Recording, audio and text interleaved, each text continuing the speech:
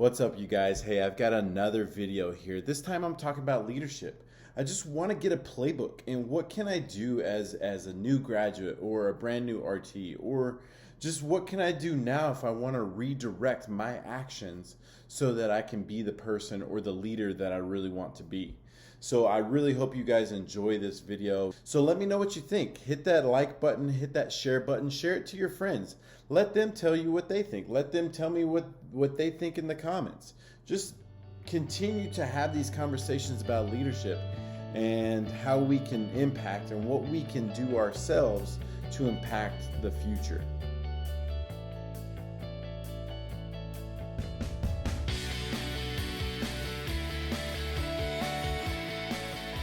Leadership is a topic that I really enjoy talking about because there's so many different avenues that we can go into. And when I was really starting to look at this topic, I tried to narrow it down to three different key points that I wanted to emphasize with this lecture. And I know I can go on and on and on, not only just talking, but in all leadership concepts, there's hours and hours and days of conversation and content, but we only have an hour here, so I'm going to try my best to keep it at that time frame. So when I was looking at this topic, I was trying to really decide where to start, and I was thinking multiple different ways, but where I really wanted to start is with the thoughts of one of the most innovative thinkers and a person who's impacted the world, to take a stab at the definition or their thought at management versus leadership. So where we're going to start is, let me see, that's probably a little bit better, is let's look at what Steve Jobs has to say. Management is about persuading people to do things they do not want to do, while leadership is about inspiring people to do things they never thought they could.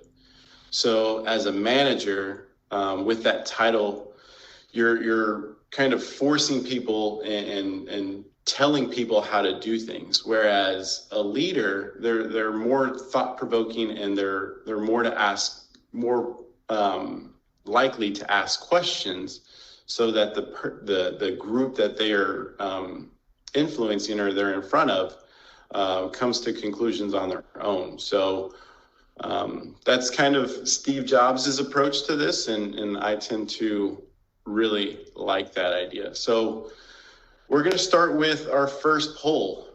When you think of leadership, what words come to mind? So when we do this, again, we've got the link up here, absolutely. pollev.com/JJValdez733. And as you guys input your entries, we're going to start to see a word cloud here. And there we go. Responsibility, motivator, keep coming. Open-minded.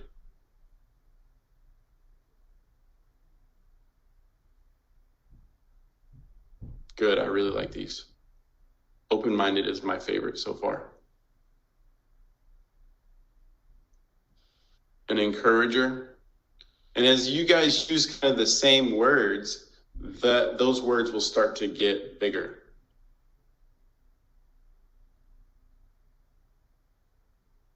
Responsibility.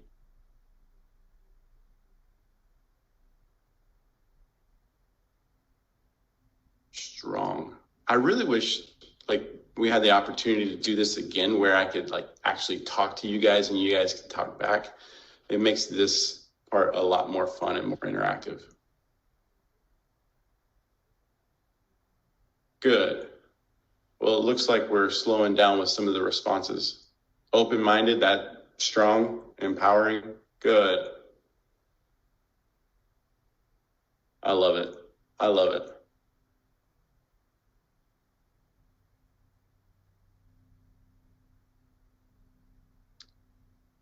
So as we kind of go through this, let me back up just one slide. As we kind of go through this, then I told you guys I was going to give you some homework. I want you guys on your spare piece of paper, or that piece of paper that you're taking notes, to write down 5 attributes or characteristics or qualities that you have as that you have or you want to have as a leader. So work on that as we kind of go through this presentation, and we'll do something with those words at the end. Okay. Next poll question is, do you consider yourself a leader? Yes or no? Do you consider yourself a leader?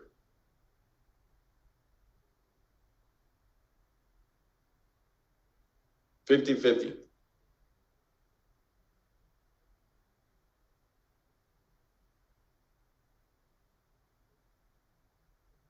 I always love asking this question. It's so fun to see how it splits up.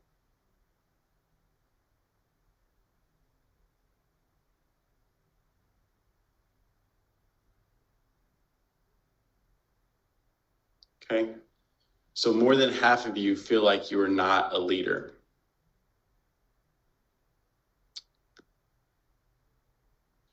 So for those of you who do not consider yourself a leader, I would say that you are, and here's why. A leader, in the simplest terms, is an influencer. But JJ, I'm not on social media. I'm not taking those crazy videos. I'm not one that has hundreds of thousands, if not millions of followers. Like, I get it. Like, let me explain myself here. Right. And this is where it really clicked for me. Was I have I have a family of younger cousins that have grown up either in my parents' home or on the same block as my parents. And they're like siblings to me.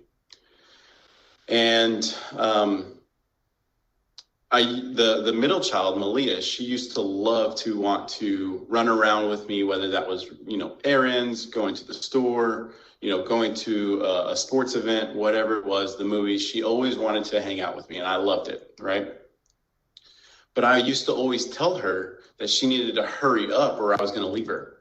And I think we've heard that before, and I think we've probably said that before.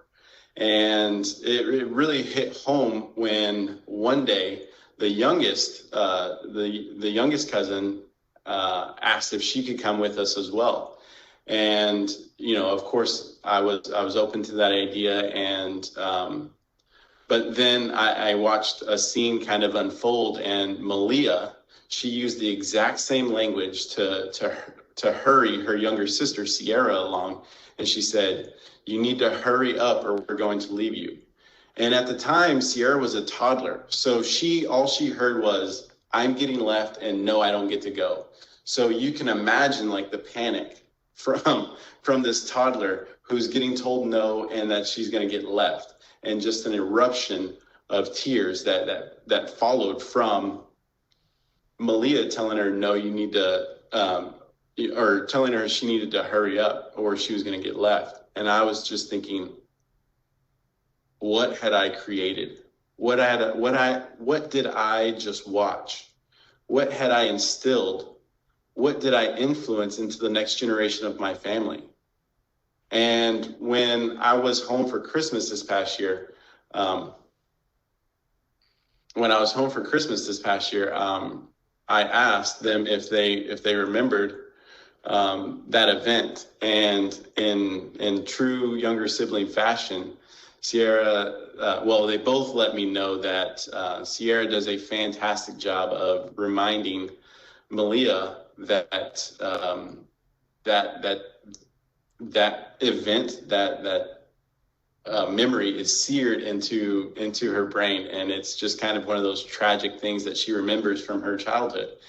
And it's for me, I look back and I think I influenced that.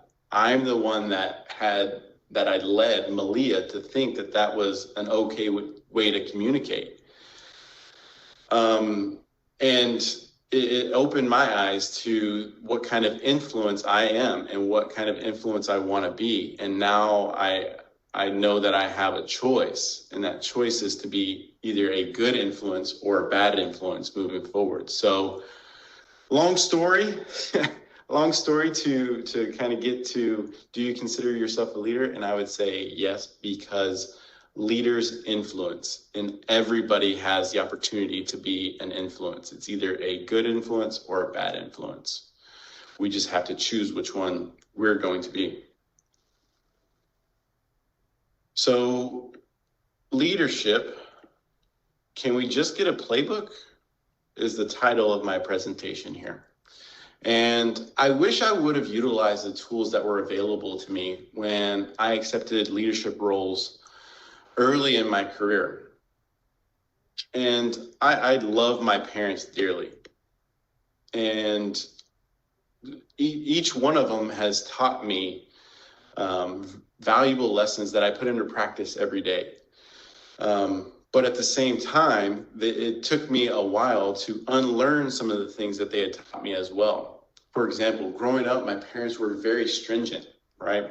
I was held to a standard of upholding expectations on a daily, weekly, and even monthly basis, where I was, of course, chores and my grades needed to be up. But once I got old enough, I was asked to hold a job. And then sports was always a big thing in my life. But really sports, I held myself to a standard with sports. And I think that was just kind of a spillover from what the expectations that my parents had. But typically parents are the ones that hold those high expectations for their kids when it comes to sports.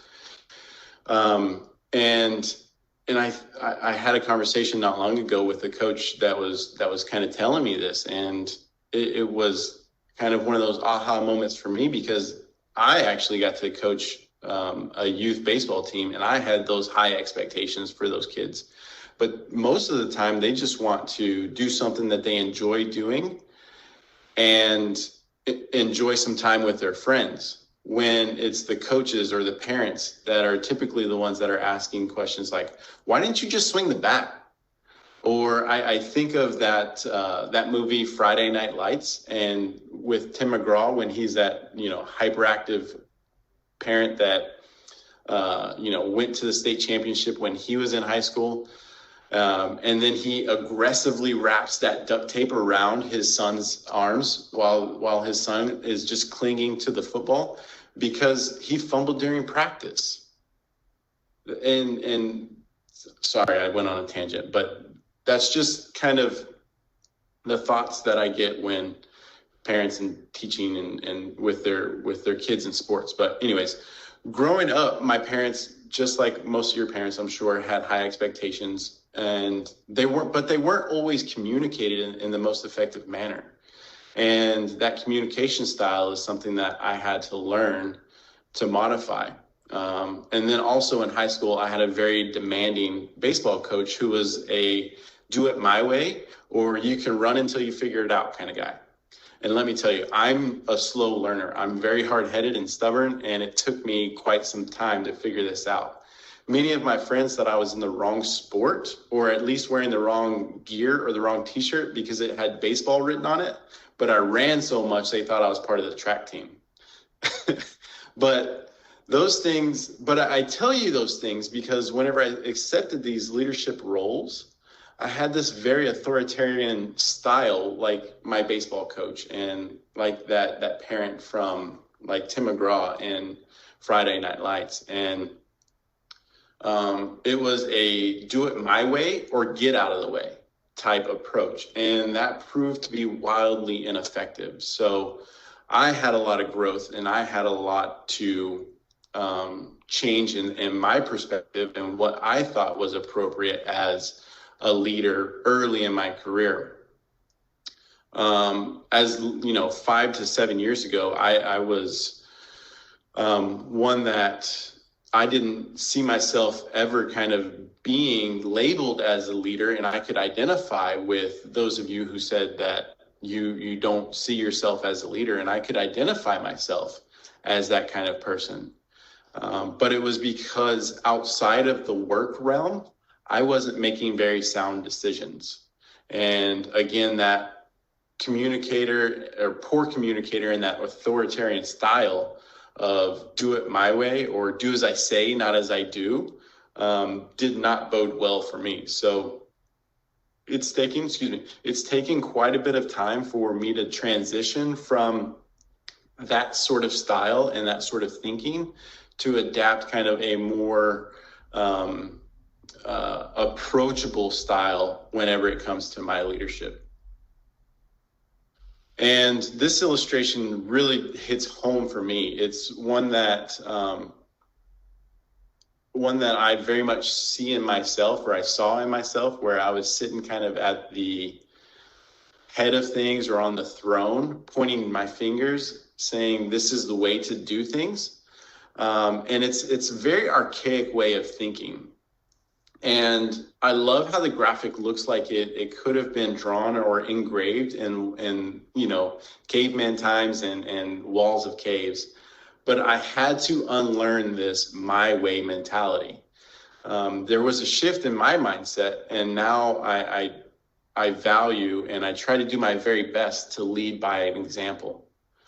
I regularly work on my communication skills, like doing presentations like this. And I try to deliver messages through stories or life experiences that make it more relatable. I've tried to become one that responds to situations rather than reacts to them.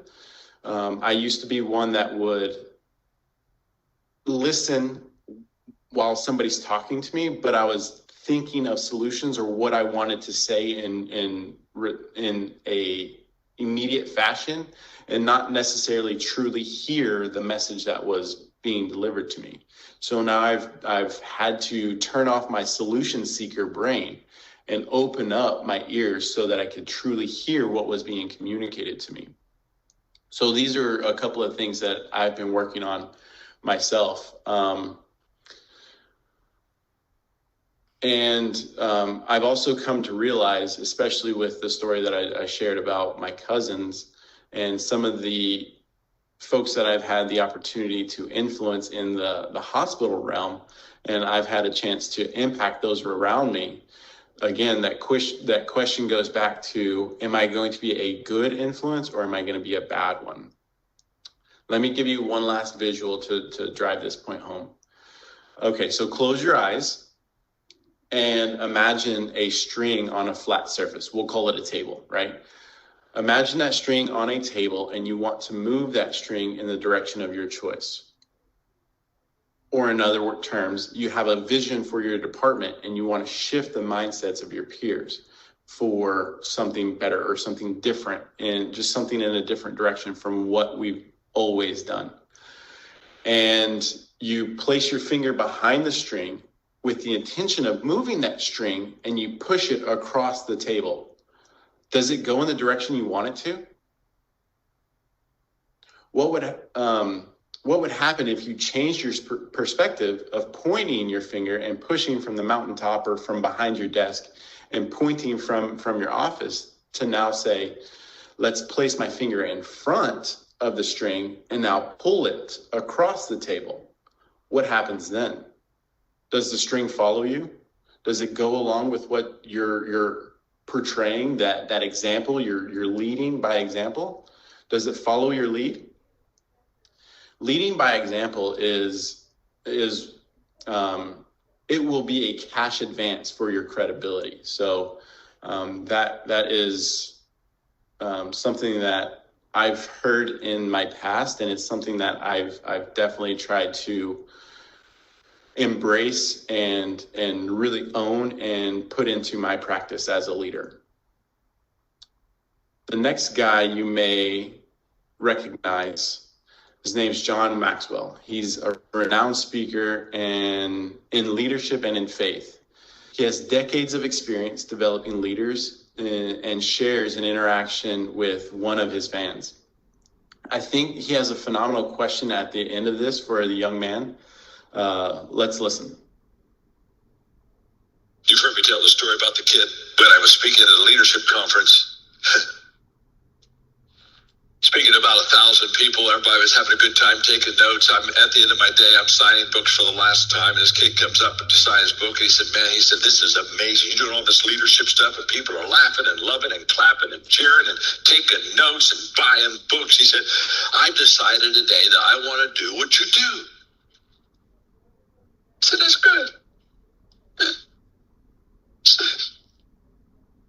question for you. Would you like to do what I did so you could do what I do? Of course he wants to do what I do. That's an IQ test.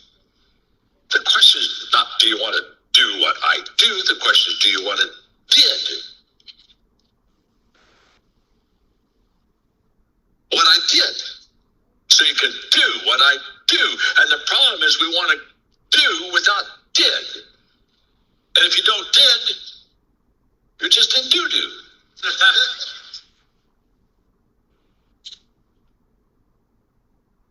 Yeah. Your greatest victories is not in the do. Your greatest victories is in the did. So that's just kidding. That's a really important statement. You've heard. Your greatest victories are in not in what you do, but in what you did. So how did I change my thought process from being that authoritarian, that it's my way, right? And the other question, or the other quote that kind of rings home for me is, are you willing to do what I did in order to do what I do? So one thing that John has done, and we say John because he says, hi, I'm John and I'm your friend. So we're on a first name basis. And I was lucky enough, I didn't even know this, but I was lucky enough to attend a leadership conference in the town that I lived in for 15 years. And John Maxwell came and spoke at that event. And I was very early in my leadership type career and kind of didn't really know whose presence I was in, but it seemed like everything he was saying, I was feverishly taking notes on. So since then, I've always been a huge fan of John Maxwell. But one of the things that he's done, and that, I would ask if you're willing to do in order to get to the leadership capacity, not only that he's in, but just to get to that next level, whatever that means for you. And not saying that you need to do this, but John actually wrote a book about it, and it's called Today Matters. And it emphasizes the importance of today. What you do today determines the approach tomorrow. It determines how you approach tomorrow. So what do you need to do today? And one of the things that you can do today is you can start developing great habits. And habits are one of those things that are a compound interest of your self-improvement. This graphic here on the right, let me see if I can move this box out of the way. This box over here on the right, this illustration here, looks at this graphic illustrates the effects of small habits compounding over time. So, for example, if you just get 1% better each day, you'll end up 37 times better in that capacity or that skill or that attribute, that characteristic that you're trying to improve after 1 year. Making a choice that is to get 1% better or to get 1% worse seems insignificant in the moment. But over the span of some time, that makeup, that time frame of a lifetime, these choices determine the difference between who you are and who you could be. So back to whenever I felt like I was not a very sound or a strong leader, I was making poor choices, and I had a habit of making poor choices. Whenever I decided to clean up my act and change the way that I approached my daily activities and my daily habits, then I was able to swing the pendulum and start to hit somewhat of a rise with a leadership style. So the success is the product of your daily habits, not a once in a lifetime transformation. So it's hidden in your daily activities. It doesn't matter how successful or unsuccessful you are right now. What matters is whether your habits are putting you on the path towards success. You should be, far more concerned with your current trajectory rather than your current results. So what are you setting yourself up for in the future? A few examples of this is like looking at your outcomes versus your habits. Your outcomes are a lagging measure of your habits. So your net worth is a lagging measure of your financial habits. Your fitness level is a lagging measure of your daily activity. Your knowledge is a lagging measure of your learning habits. Things of that nature are kind of what leads you to where you are now. Are you making the right choices to get you on a path of success? And you get what you repeat. So if you're one that tends to not attend these seminars and not be abreast with the latest and greatest as far as the information that's out there, you're going to be dated. You're going to be a little bit behind with what's going on in the clinical world. A good friend of mine, Frank Gerard, has a really strong quote here as well.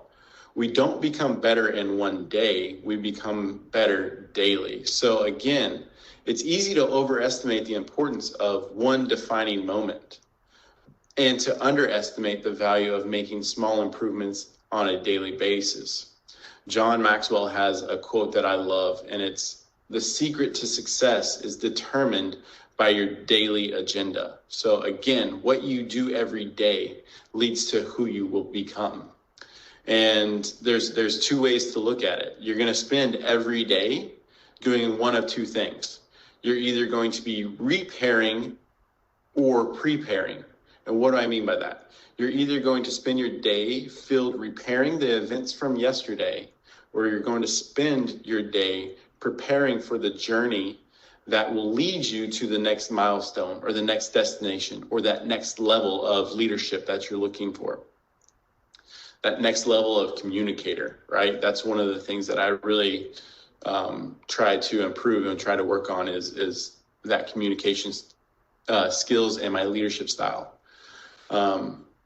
It's what we do and the actions we take with what we know that makes us a success. So again, a few nuggets of just wisdom that have come across, my path that I love sharing with you guys. And I think this quote right here sums up that whole idea and that whole mindset.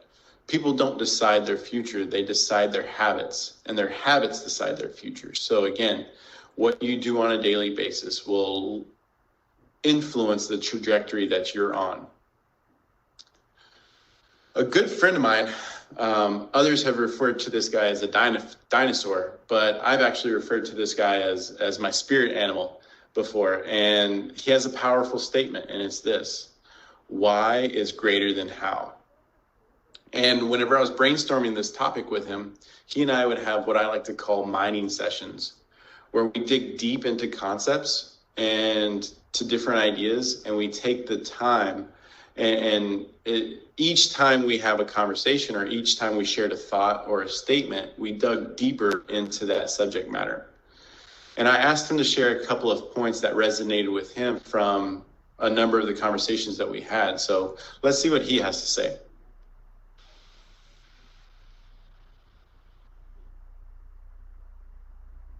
What advice would I give to anybody looking to improve every single day? It comes down to two simple symbols for me.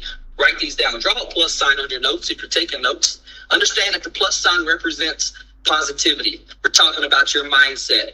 You need to approach every single day from a positive mindset. This doesn't mean bad things don't happen. It just means you don't dwell on them. You find the positive in everything and watch how much better every single day of your life gets. This has been proven. Studies have proven that success does not lead to positivity and happiness, but rather positivity and happiness are the precursors to success. In other words, the success doesn't get you to the happiness and the positivity. Today's positivity will lead you to your success and your continual improvement every single day. Now, the circle represents your circle of friends, your associates, your colleagues, the people you are going to intentionally surround yourself with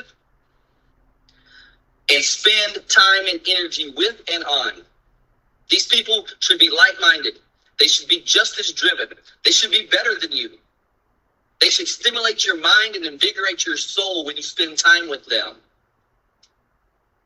You get off the phone with them or you leave from dinner with them and you can't help but to be on fire to go do something great. In other words, you want to fly with the eagles, not the pigeons.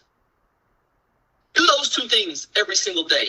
Wake up tomorrow with a positive mindset and find somebody better and smarter than you, more driven than you, and have a conversation with that person. Watch what happens to your life.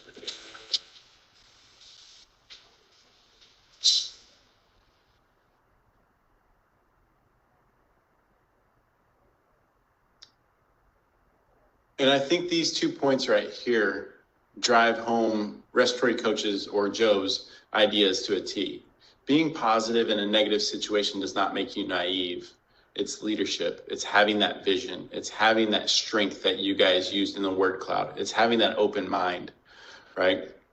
And surround yourself with people who talk about visions and ideas and not about other people. These two ideas, these two concepts right here will take you to another level once you truly start to not only agree and live this, but actually act it out and practice this. So very good input and insight from our two guest speakers, John and Joe. So thank you to you guys.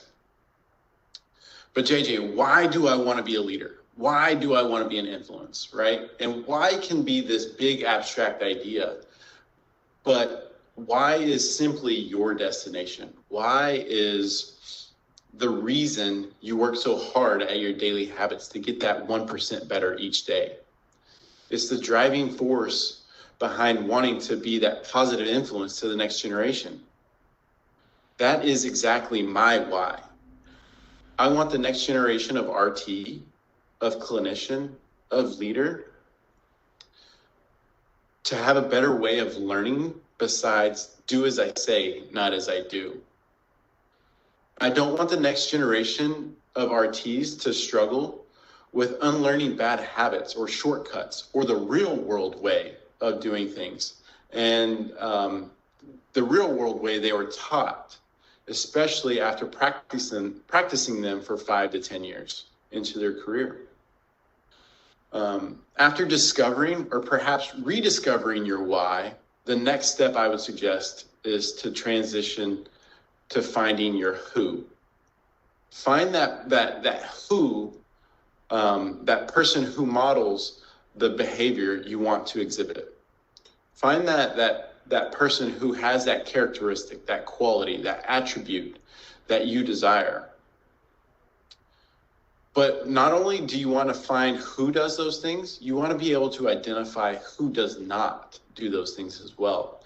And you want to limit your time with those and those individuals. And I think knowing who you do not want to be is just as important, if not more important, than the characteristics you do want to model. And that was really kind of the aha moment for me, is realizing that I was somebody I didn't want to be. I was acting and, leading, quote unquote, in a manner, I was definitely influencing in a manner that I was not proud of. And I knew that I needed to, change. So find your why and then progress to your who. And then that leads me back to one of the points Joe made is surround yourself. Who are you surrounding yourself with? What does your social circle talk about? Do the conversations lead to ideas that progress your practice, that progress you as a leader, that progress you as a human? Does it progress your department or our profession as a whole? Your input determines your output. Think about that. Who you allow into your life to feed you information determines what kind of output and outlook you will have. And this leads to one last poll question. I consider my upline manager, my upline, whether that's a manager, team leader, supervisor, director, administrator, a positive influence in my life. A, B, C, or D? E. This is totally anonymous, so go ahead and share your true thoughts.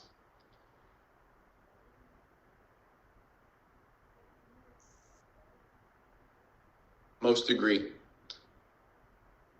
or strongly agree. Good.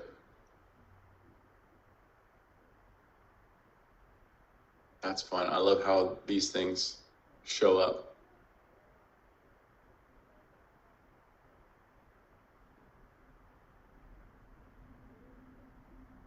Most are still in agreement. We still have a few that disagree, neutral, and then, of course, strongly agree.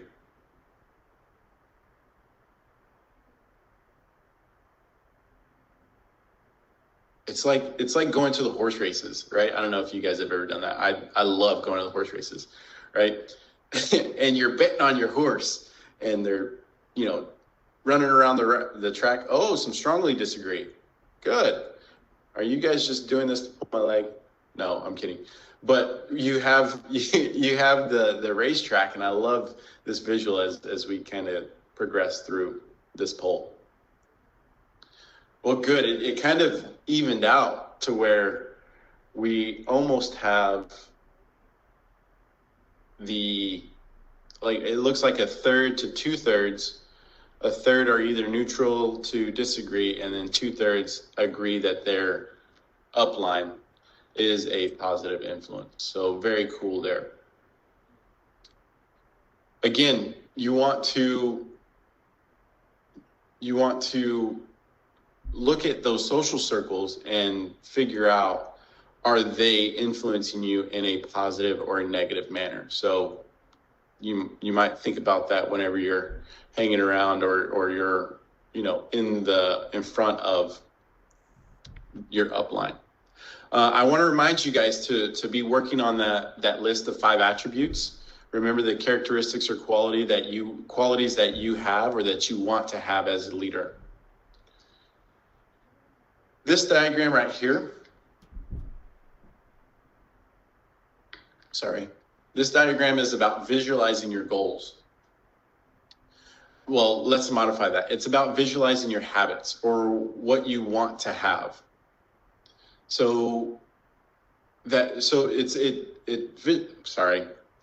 It's about visualizing your habits or what you want to have so that you take action, what you can be doing that enables you to become the leader you want to follow.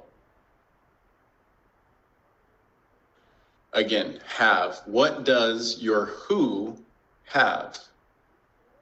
What characteristics, what qualities, what mannerisms, what communication style does your who have that you want to take on so that you can progress? That who have, that was a tongue twister for me whenever I was practicing this. It reminded me of the old Dr. Seuss books. Horton, here's a who, 1 fish, 2 fish, red fish, blue fish. It was, sorry, tangent again. But anyways, going back to it, what characteristics does your who have? And then what actions are you going to take in order to did so that you can do what your who does in order to have those qualities or those attributes that you're seeking? So again, what do they have? What are you going to do in your daily habits in order to get to that point of did so that you have those qualities or attributes that you're seeking. And lastly, you want to be, right? You want to, by following your who's model, you'll be able to develop over time and with adequate reps. It's not just, learning by proximity. You actually have to put in the reps in order to be able to become that leader, in order to become that communicator, in order to have the ability to obtain those qualities that you're looking for. Who possesses the qualities, characteristics you've been seeking, right? And this is an active pursuit. They're actionable items that you have to perform in order to become or to be. To become a marathon runner, you have to run the miles to prepare, right? You can't just, sit on the couch here and think that you'll end up being a marathon runner, right? In order to get deeper into your faith, you actually have to open that book that reads you while you read it, right? So in order to be, you have to actively pursue and actively have to act out and have actionable items to become what you're looking for. And the formula looks like this. I know as clinicians, we love formulas and love to put things in a linear form. Repetitions plus time. So the reps that you put in to become that better communicator, to be that better listener, to be that outside the box thinker, right? You have to put more reps in. You have to find opportunities to display those skills or those attributes that you're trying to improve or hone in on. Over time will yield development. And as you develop, it will yield to you becoming that attribute, that characteristic, or that quality that you're looking for. So as we close up, I want you to, with your list, right? What's on that list? I hope you have your list. But with your list, I want you to rank those qualities, those attributes, those characteristics, 1 to 5. 1 being the most valuable attribute to you, that most valuable attribute to you, number 1 being the most valuable and 5 being the least valuable. So I'll give you a minute to think about that.